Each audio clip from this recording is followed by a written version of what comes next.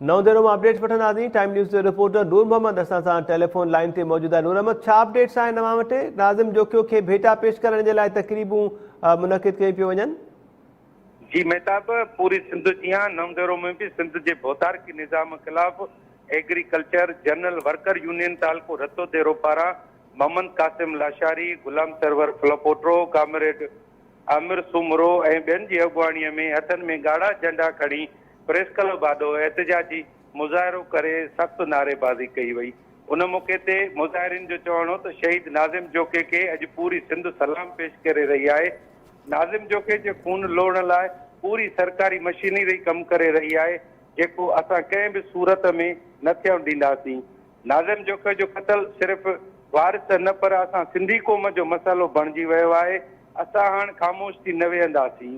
उन्हनि मुतालबो कंदे चयो त नाज़िम जोके जे क़त्ल में मुलविस सियासी भोतारनि समेत जेके बि लिकियल हथ आहिनि ऐं अरब शिकारनि खे बि जवाबदार तौरु शामिल करे के इबरतनाक सज़ा ॾिनी वञे। जी नूर मोहम्मद सुमरो, महिरबानी अपडेट करण जे लाइ।